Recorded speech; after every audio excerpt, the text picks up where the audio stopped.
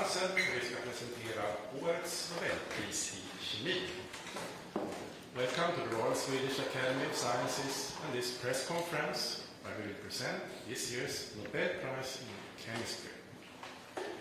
We will keep to our tradition and start the presentation in Swedish and then continue in English. And you are of course welcome to ask questions later on in either language. Jag heter Hans Elgren och är ständig sekreterare här på Kungliga Vetenskapsakademin. På min ena sida sitter professor Heiner Linke, ordförande i Nobelkommittén för kemi. Och på andra sidan professor Olof Ramström, ledamot av Nobelkommittén för kemi och sakkunnig inom ämnet. My name is Hans Elgren. I'm Secretary General of the Royal Swedish Academy of Sciences. To my right is Professor Heiner Linke, Chair of the Nobel Committee for Chemistry. And to my left, Professor Olof Ramström, member of the Nobel Committee for Chemistry and one of the experts in this field.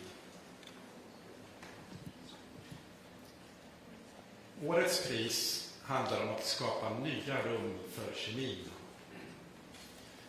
This year's prize is about creating new rooms for chemistry.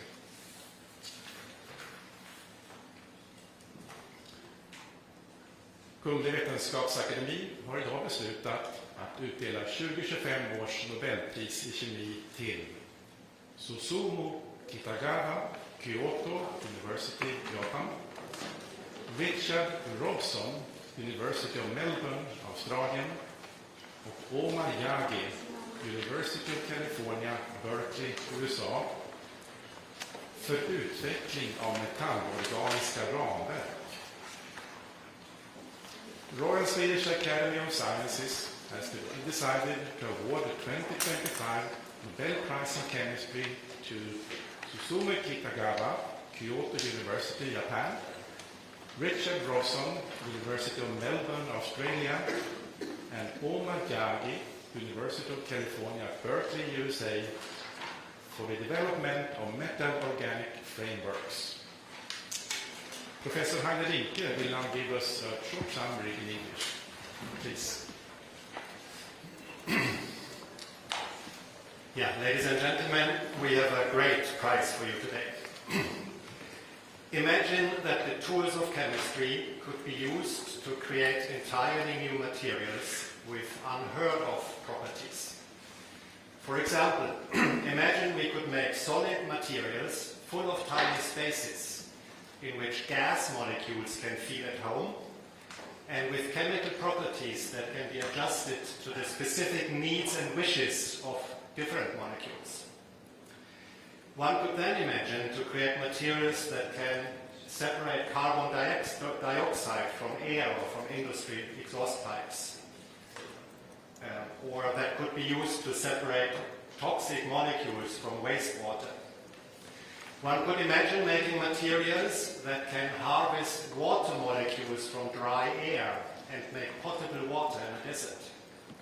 Or materials that have catalytic properties on their inside so that toxic gases could be absorbed and then transformed into unharmful substances. This year's laureates have achieved just that. They have found ways to create materials, entirely novel materials, with large cavities on their inside, which can be seen almost like rooms in a hotel, so that gas molecules can enter and also exit again from the same material. A small amount of such material can be almost like Hermione's handbag in Harry Potter. It can store huge amounts of gas in a tiny volume. This type of materials, called metal-organic frameworks, can be created with almost unlimited variations, creating unending possibilities for the greatest benefit to humankind. Thank you. Thank you, Heiner. Professor Olof Ramström will now give us a more in-depth presentation of this year's Chemistry Prize. Please. My privilege. So, well, this year's award is a story full of holes, but with enormous capacity to absorb all your attention and other things. So this year's award is about frameworks, as we heard. And here you can see a typical construction framework. It happens to be made from wood, where the wooden boards or planks are joined together, assembled, probably using metal nails or screws. And of course this makes up the skeleton of this construction, or this future house, but you can actually see hinted here the many rooms inside this framework. So imagine now how we would be able to make such a framework at the molecular scale. And instead of using metal nails or wooden boards, we would use ionic or atomic molecular nodes and linkers and let them assemble themselves in such a framework. And this is exactly what our laureates have been working with. They have adopted a type of chemistry where you use metal ions or metal clusters as nodes and link them together with organic compounds. Organic compounds are such that are made from containing carbon-based molecules. So we have the metal ions as nodes, and then we have the organic molecules as linkers. And once you have identified those and mixing them together, they will then find themselves and arrange themselves in a type of self-assembly process into an ordered framework, a metal-organic framework, as you can see here. Now, this may look quite straightforward when you see it like this. However, to build such ordered structures was a very, very difficult challenge for many, many years. And although we actually knew about structures that looked like this, how to actually predictably being able to make them was very elusive. But let's go back to the late 1980s. At that time, Richard Robson, he reasoned that it would indeed be possible to build such frameworks predictably by taking metal ions and molecular organic linkers. He was inspired by the structure of diamonds, as you can see here. And if you know, diamonds are based on carbon atoms, and each carbon atom in diamonds are surrounded by 4 other carbon atoms in a pyramidal or tetrahedral orientation or shape. And as you can see here in red. So Richard Robson reasoned that if you take a metal ion, in this case copper-1, as you can see here in purple, acting as nodes, and mix that together with an organic molecule, which is also pyramidal shape or tetrahedral shape. You can see it here in yellowish white. And in this case, each arm of this molecule, this organic molecule, has a so-called nitrile group. And the copper ion and the nitrile groups, they can find each other and form bonds.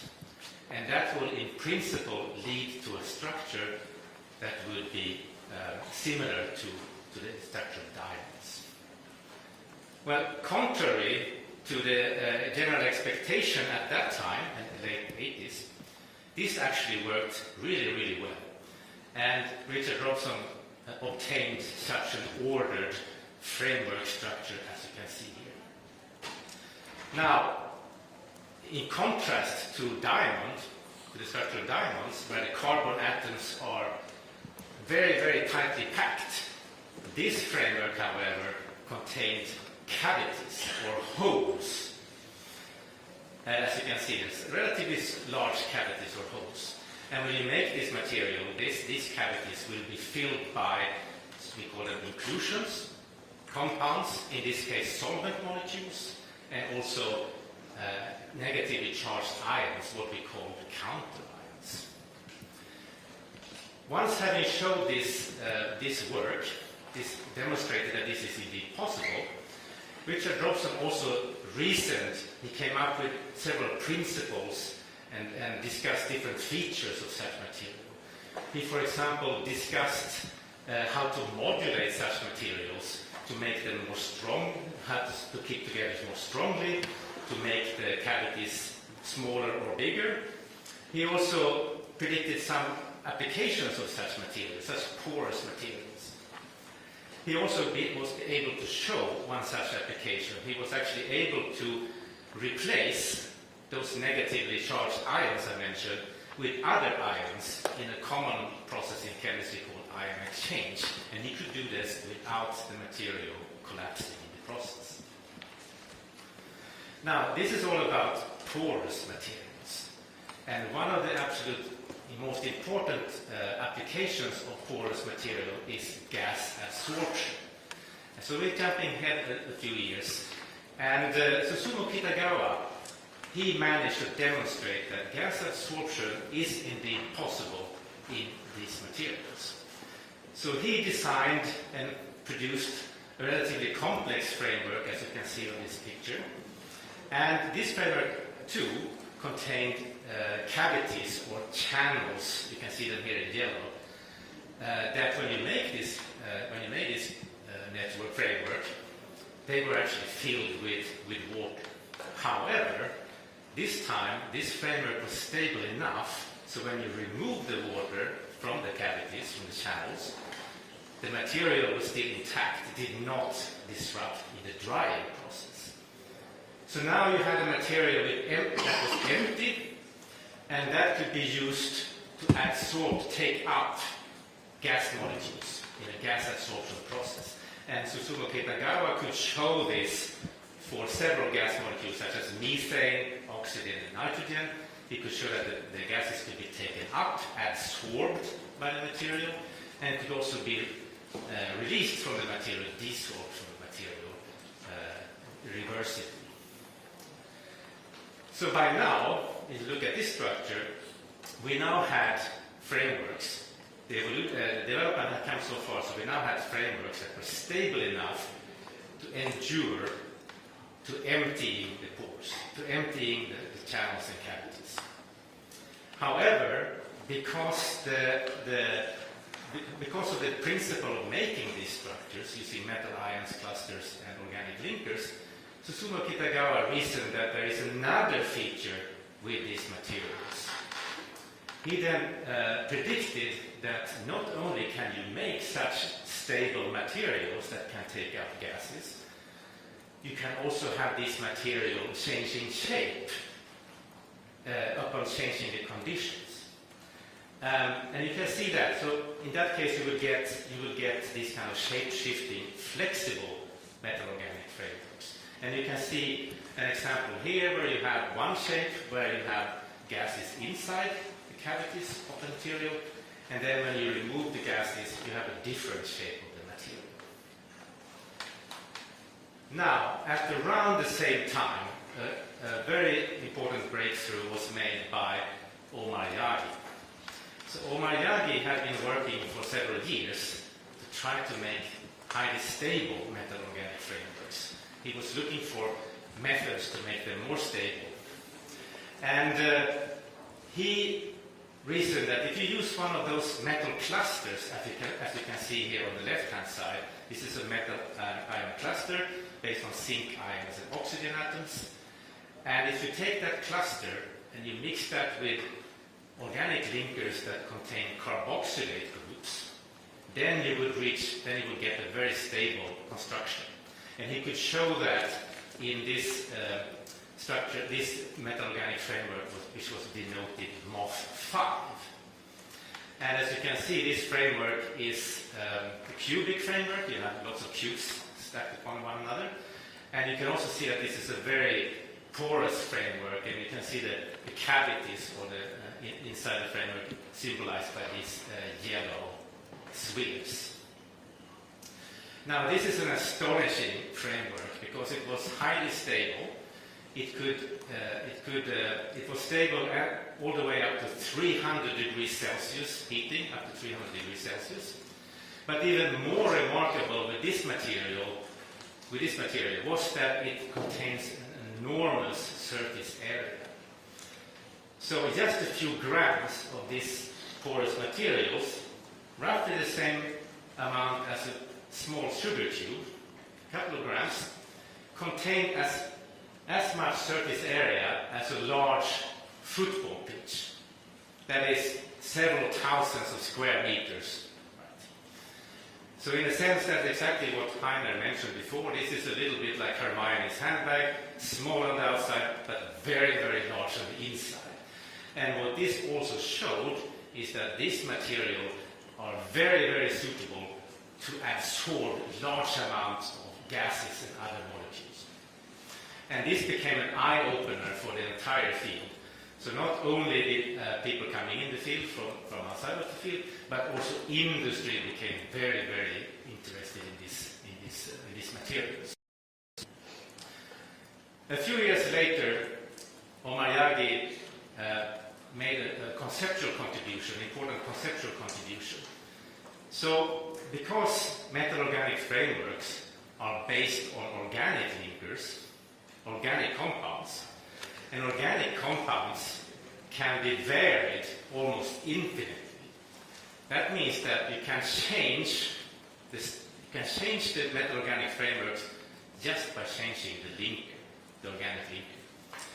And you can do this without changing the basic structure of the metal-organic framework. And you can see an example over here. You can see that the cavity volume has increased by just changing the length of the organic linker.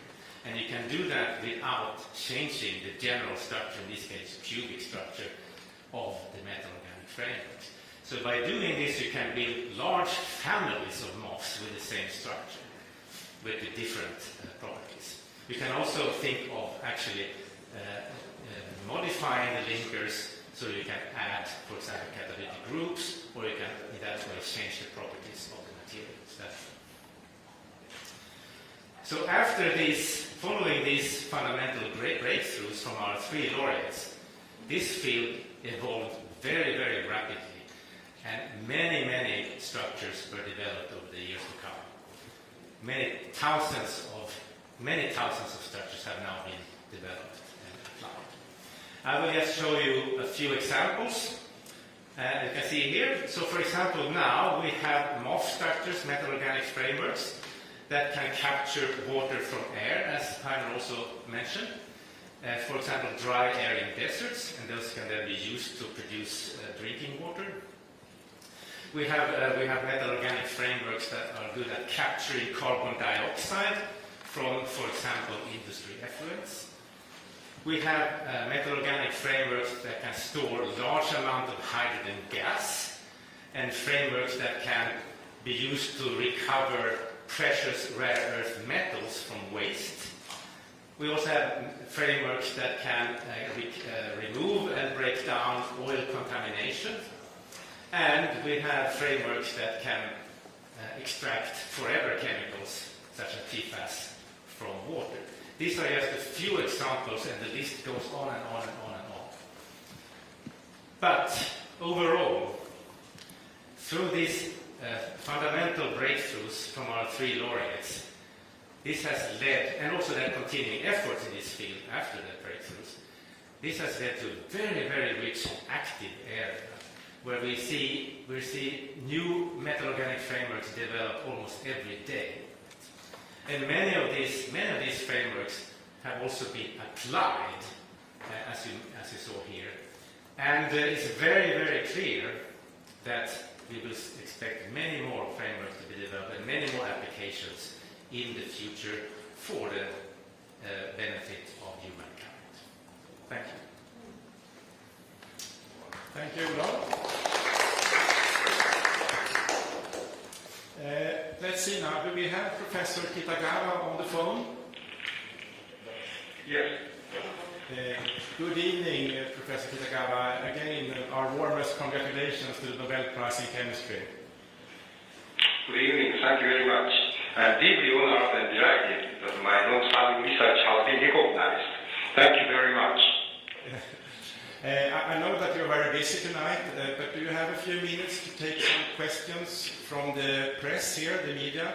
We have this press conference right now where we have both national and international press. So can you take some? Okay. Yes. SVT, Swedish television. Good morning, Professor Kitagawa. Okay. My name Good is, morning. my name is Susan Ritson, and I work for Sveriges Television, Swedish public service television. I want to congratulate you on your achievements. Thank you very much. I was wondering, science aside, what were your thoughts when you received the news just a short while ago? Yeah, this is the, just I heard this introduction of our works, and this is very new material, so it's a long time to realize in our society that this is real, the porous materials. That is very, very difficult to do it. But meantime, I really enjoy the chemistry of these materials. So this is my feeling, and so once again, I'm deeply honored and delighted, and my long-standing research has been recognized. And I think the Omar Yabi also think about this. I know Professor Olof Ramström mentioned that your discoveries gives us hope. Do you agree? And what are your hopes for the future with the MOFs? Yes, I'm very much interested in transform this material to the society, of course, but this material is also a kind of surprising properties. So this is my fun to discover new properties depending on the softness and also the several and the new characters and properties of these framework materials. Okay, next question. おめでとうございます。おめでとうございます。ありがとうございます。I'm Anne den Megner on this TD4. I'm wondering, would this technique make it cost efficient to suck out carbon dioxide from the air to help fight climate change? Yes. Yeah. So the properties of these materials is the sort of the well-defined porous structure. So that means the surface of the pore can strong interaction with the CO2, but this interaction is in a scientific word that is the absorption. So the interaction energy is not so strong. So that means easy to capturing these materials, but easy to release this material. So energetics is quite important for this technology. So this material can realize it, I think.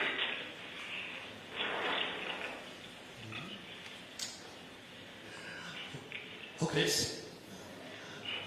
Hello, Mr. Kitagawa. Yes. It's known that MOFs shows great potential in gas storage and catalysis, but mass production remains costly. What technological breakthroughs in the next 5 years could truly advance their commercialization? Yeah, we are thinking about with my startups, and in the world, for instance, in the energy materials and the methane, in that case, for instance, very different countries, still difficult to have pipelines all over the country.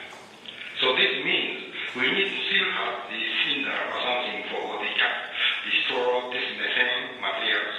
But it's very heavy because the high pressure cylinder we use. This is 100 years tradition. So by using these materials, we can then make this cylinder lighter and lighter, and it's easy to deliver to any places. So this is reality in the next 5 years, I think. We have Polish TV here. Hi. Hello, Professor Bogusz from the Polish television. Congratulations. I want to ask you, because what's so amazing about the metal organic frameworks is the wide variety of applications they have already found. I'm wondering, in what field do you find most important or possibly most promising for the future in terms of practical applications of loss? Yeah, my dream also, this is not realized. My dream is to just handle the air, because air contains CO2, oxygen, and the carbon elements, oxygen elements, nitrogen elements. That means, for instance, if you think about your body, protein contains carbon, nitrogen, oxygen, and also fuel contains carbon, hydrogen, something. So air contains most of the elements for our important materials. So my dream is to capture air and separate air to, for instance, in the CO2 or oxygen or water or something, and convert this to the useful material using the renewable energy. Okay, so even if we obtain the fuel from the air, so fuel is converted into the air, but we can still the use of this air. So that cycle is quite important for our society and also our planet. So this is my dream, and also you have to realize it using this kind of porous materials. This is my answer. We have a question here, please. Hi, Professor Kitagawa. Okay. This is Yue from Chinese Media, the Intellectual. My question is, how persistent is materials created using this framework? Will it dissolve soon, or could it last for centuries? And what is the environmental implication of that? Thank you.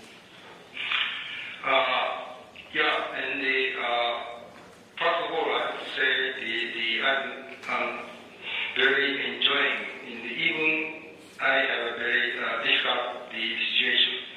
So creating new material is very important.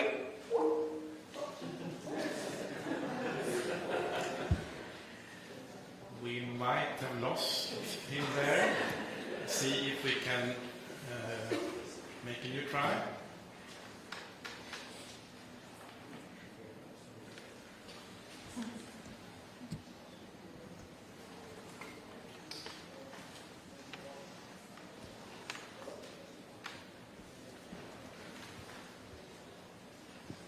We give it a few more seconds of chance here. Hello? Hello, yeah. Now you're back here.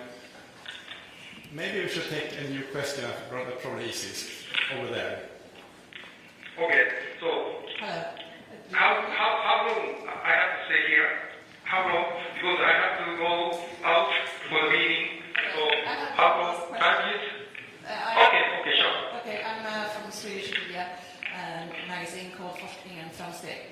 I would just like to know, what was your, did you anywhere during all these years of research hesitate or doubt that you would manage to create these frameworks? And what was the biggest challenge, the threshold that you had to manage? Can you say something about that? Yeah. So the advent of this material, we have already correct material. We have activated carbon, zeolite, and so on and so forth.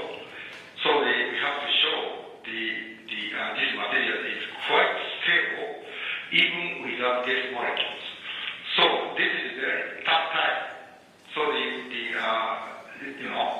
but I was so optimistic because the creation of new material is very, very much hard. It's very challenging. So anytime I talk to the students in the challenge is very important in chemistry and science. So that's the point. I recall I took back this time. Okay, we take one final question there, please. Oh, final, okay. My name is Riko Takahashi. I'm Kyoto University. I say even in Japanese, おめでとうございます。And then you said you are short of time, so I just do simple questions. Where were you when you got I have two questions. Where were you when you got a phone call from the Nobel Committee? And First answer. Very surprising. Very surprising. Yeah, very surprising. And also very pleased. Yeah, very happy. Because this is a long-standing chemistry. So this is recognized. This is I'm pleased to know that. And maybe we can share this feeling with the Omar and Richard. Okay, Professor Kitagawa, I think that's the final question here. Thank you for your important answers here, and we look forward to see you here in Stockholm in December. Yes, I will. Thank you very much. Thank you. Thank you. I can inform you that we were able today to reach all 3 laureates, so they have been informed. Now there is time to ask any further question there might be to the Prize Committee about the work or something else that is related to the Nobel Prize in Chemistry.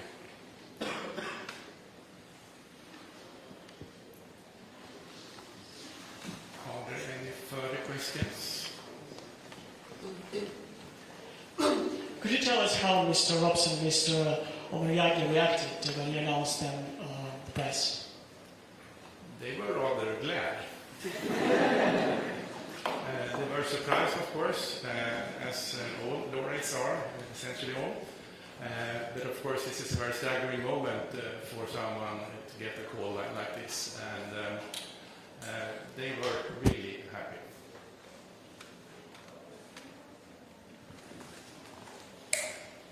Thank you. My name is Lisa Melton from Nature Biotechnology. Is there any indication that beyond industrial uses they may be considered for biology, for medicine, medical devices, and so on? Yes, that's a very good question, and there have been a lot of work going on in this field to look for the biocompatibility of such materials and also finding applications for such materials in biology. So, for example, there have been many efforts trying to use these materials for example, drug delivery applications. And also you can use these materials for imaging and for diagnosis. There have been many attempts to do that.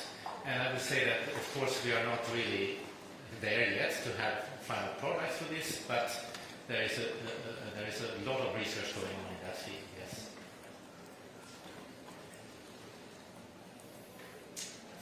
I think that might be it. Thank you for your interest in coming here. We hope to see you back here at the Academy on Monday when we present this year's prize, Sveriges Riksbanks Prize in Economic Sciences in the memory of Alfred Nobel. Thank you.